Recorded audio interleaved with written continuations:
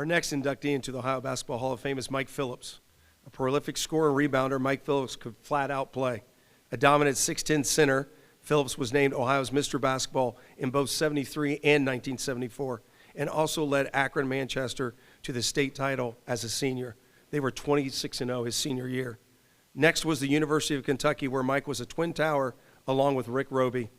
UK posted a combined record of 102-21 during Mike's 4 seasons at the University of Kentucky. Joe B. Hall's Wildcats won the 1978 National Championship with Mike in the post. Their title run included a win over Magic Johnson-led Michigan State.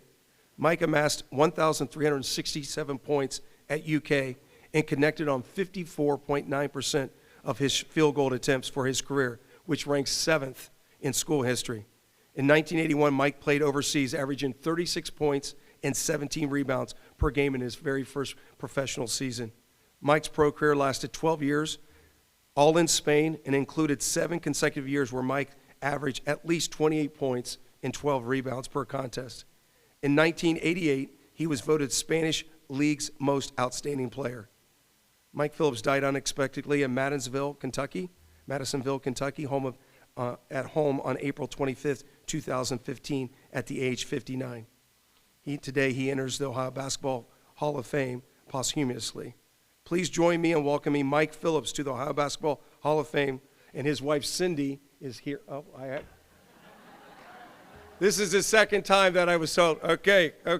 So you're not Cindy, okay? You're not Cindy, and you're going to accept the award for Mike tonight. Thank you.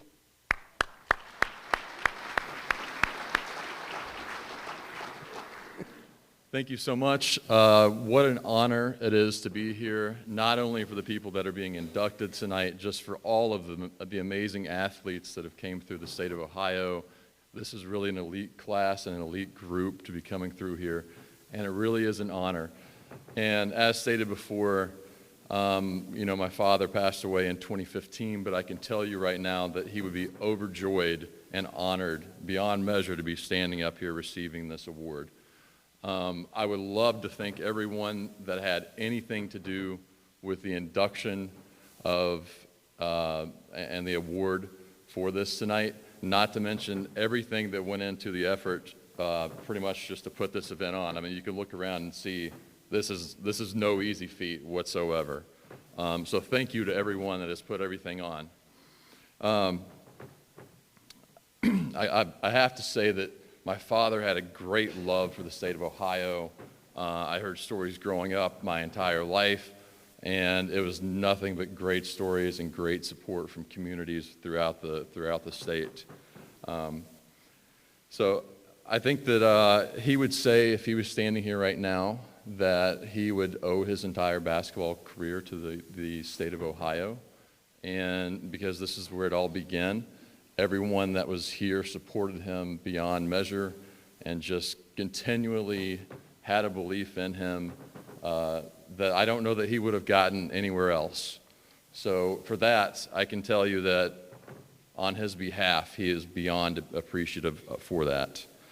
As a kid, growing up, you hear all these stories about how, or a lot of people hear stories about how their father is a superhero. They can run through brick walls or a 60-something inch vertical, something like that.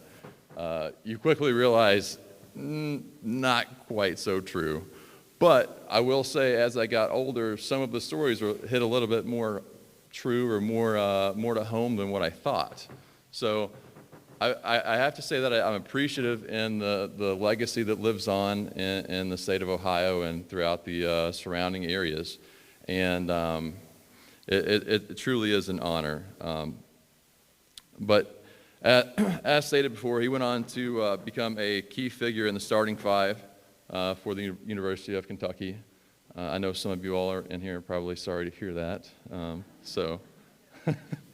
But anyway, he ended up winning a championship in 1978.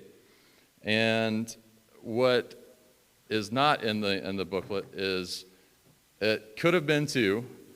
In 1975, right before the national championship game, they played UCLA, and UCLA, of course, had a guy by the name, I don't know if you've heard of John Wooden, but he was the coach.